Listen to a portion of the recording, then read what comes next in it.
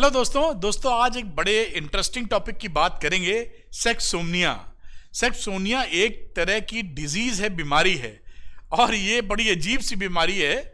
जब मैंने भी इसके बारे में पढ़ा तो मुझे बड़ा अजीब सी फीलिंग हुई, इंटरेस्टिंग भी लगा और आपको भी बड़ा इंटरेस्टिंग लगेगा। मैं आपको दिखाता हूं कि एक लंदन का केस है। पहले मैं बताऊं, एक लड़की का केस है, उसके बाद मैं बताऊंगा कि इसमें क्या मामला होता है। अगर ये वीडियो आपको पसंद आए तो लाइक और शेयर जरूर कीजिएगा। अरविंद सर मोटिवेशन चैनल को सब्सक्राइब कीजिए।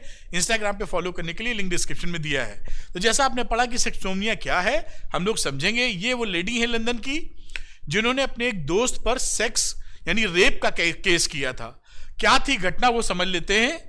ये देखिए वो घटना है, ये इनकी फोटोग्राफ है। ये 2017 का मामला है। 24 साल की महिला है ये, और ये पार्टी में गई अपने दोस्तों की, जहां पे पार्टी ऑर्गेनाइज हो रही थी। वहां पे काफी एंजॉय किया, थोड़ी देर होने लगी तो ये हॉल में पड़े सोफे पे जाके सो गई। जब अगले दिन सुबह उठी तो उन्होंने देखा इनके बदन पे कोई कपड़े नहीं है, इनका नेकलेस टूटा हुआ किनारे पड़ा हुआ है। ये देख के भौचक्की रह गई। पूरे हॉल में इन्होंने नजर घुमाई कि कोई है कि नहीं, तो उन्होंने देखा कि एक लड़का किनारे वो भी सो रहा है और उसके बदन पे भी कोई कपड़े नहीं है। ये देख के वो हड़बड़ा गई। उसने उस लड़के को उठाया और पूछा कि तुम यहां कैसे हो। तो उस लड़के ने इनसे बोला कि मैं तो ये सोच रहा था कि तुम जग रही हो, और वो कह के चला गया। इन्होंने तुरंत अपनी दोस्त एक महिला फ्रेंड को फोन किया और उसको सारी घटना बताई, और उन लोगों ने डिसाइड किया कि हम लोग इस लड़के पर रेप का केस लगाएंगे। और ये रेप का केस लगाया भी गया। फिर जब रेप का केस लगा तो उसके बाद क्या हुआ कि जब ये इन्वेस्टिगेशन हुई, फर्दर पुलिस ने केस लिया, इन्वेस्टिगेशन हुई।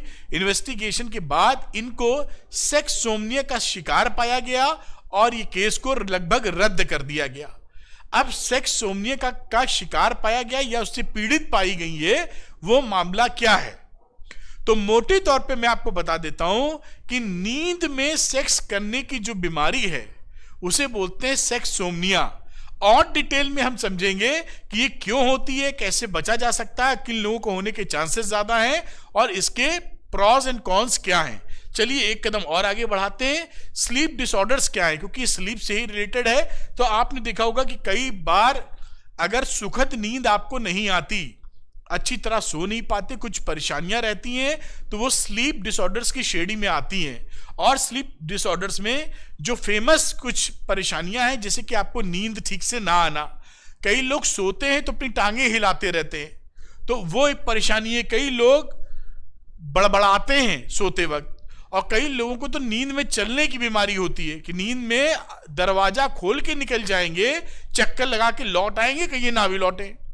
मेरे एक दोस्त की मम्मी के साथ था, बड़ी दिक्कत होती थी। वो लोग जब सोते थे तो घर में ताला लगा के सोचते थे कि मम्मी कहीं नींद में निकल ना जाए।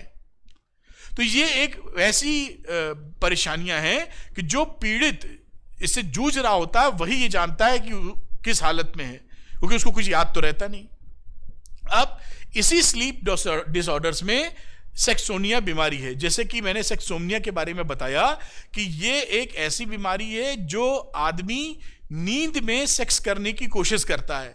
इंपॉर्टेंट बात क्या है कि इसमें आंखें बंद नहीं रहती, खुली रहती हैं। भाई साहब, आप जिसके साथ इन्वॉल्व हो रहे हैं उसको लगेगा आप जग रही हैं, या उस आदमी जो, अगर आदमी को सेक्सोम्निया है तो आंखें खुली रहेंगी उसकी, और उसके बाद सारे सेक्स रिलेशंस आपके बनेंगे। और जब वो सुबह जागेगा या दिन में ही जब जागेगा तो उसको कुछ भी याद नहीं रहने वाला कि घटना क्या घटी।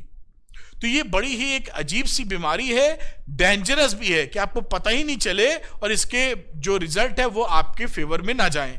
तो ये बात मैंने आपको बताई कि अपनी आंख खोलकर सेक्स के में संलग्न हो सकते हैं। आंख खुली रहती है फिर भी संलग्न हो जाते हैं।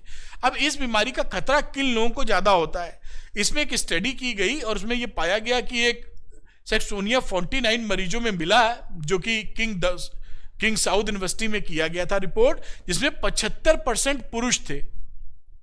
75% पुरुषों को यह बीमारियां है और बाकी 25% जो देखा गया वो औरतों को यह बीमारी है, सेक्सोम्निया।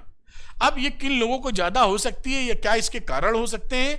तो जैसे कि आपको स्लीप डिसऑर्डर्स पहले ज्यादा रहे हों, यानी आप नींद में चलते हो या नींद में बड़बड़ाते हो, इस तरह के जो पेशेंट होते हैं उनमें ये बीमारी होने के चांसेस ज़्यादा होते हैं। और जो हैबिट्स हैं वो इसमें इन्वॉल्व हो सकती है। जैसे मान लीजिए कोई किसी की ड्रिंकिंग हैबिट ज़्यादा है तो वो चांसेस है कि उस बीमारी से ग्रसित हो सकता है। आपको स्ट्रेस बहुत रहता है, बहुत तनाव में आप रहते हैं, ये एक कारण हो सकता है। कोई बंदा या बंदी डिप्रेशन का शिकार है तो वहाँ भी ये इन्वॉल्वमेंट पाया जा सकता है। पूरी नींद नहीं आती, आप सोते तो हैं या सोती तो हैं लेकिन आपको लगता है कि नींद पूरी नहीं हो पा रही, उस समय भी ये जो पेशेंट रहते हैं ये उसका शिकार बनने की चांसेस ज़्यादा रहते हैं। कई लोग ड्रग्स में संलिप्त रहते हैं, उनको भी ये चांसेस बढ़ जाते हैं कि ऐसी बीमारी से वो जूझे। और शिफ्ट वर्क कल्चर में जो लोग रहते हैं, किसी की 8 से लेकर शाम को 6 बजे तक की ड्यूटी है, किसी की शाम 6 बजे से लेकर रात 2 बजे तक है, किसी की 2 बजे से लेकर रात 8 बजे तक है। जो शिफ्ट वर्किंग में कभी सुबह जा रहे हैं कभी शाम जा रहे हैं तो उसका भी गहरा असर आपके दिमाग पर पड़ता है। अब इसके लक्षण क्या है, सेक्सोनिया जो बीमारी है इसके लक्षण क्या हैं? तो आप देखेंगे सो रहे पार्टनर के साथ अचानक सेक्स करने की कोशिश करने लगना। आप जब इसके तहत सेक्स करते हैं तो या तो आपके रिएक्शन 0 हो जाते हैं, 0, या ज्यादा एग्रेसिव हो जाते हैं। आप नॉर्मल रिएक्शंस नहीं रहते, भाव 0 हो जाएंगे या ज्यादा एग्रेसिव हो जाएंगे। नींद से जागने पर घटना के बारे में कुछ भी याद नहीं रहता। आप जब सुबह जगेंगे या जब भी जगेंगे या जगेंगी तो आपको याद ही नहीं रहेगा कि क्या घटना घटी थी रात को। तो ऐसे ये उनके लक्षण है सेक्सोनिया के, जो नींद में सेक्स कर ले रहे हैं या हो जा रहा है उनसे। आगे बात समझते हैं इसका ट्रीटमेंट क्या है। तो ट्रीटमेंट के तौर पे सेक्सोलॉजिस्ट से कंसल्ट करना बहुत जरूरी है। ऐसी घटना अगर घट रही है तो अच्छी नींद लेना बहुत जरूरी है और लाइफ स्टाइल में बदलाव करने की भी काफी जरूरत है।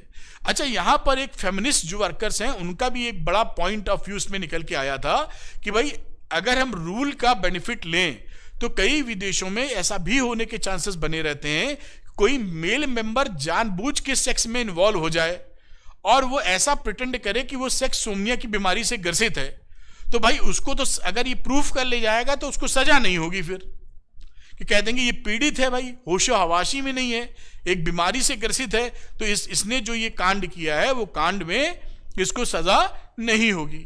तो जो फेमिनिस्ट महिलाएं हैं, लोग हैं, वो इस जो लॉ है, इस लॉ के खिलाफ अपनी आवाज उठाते रहते हैं कि किसी भी हालत में अगर ऐसी घटना हो रही है तो दोषी को सजा मिलनी चाहिए।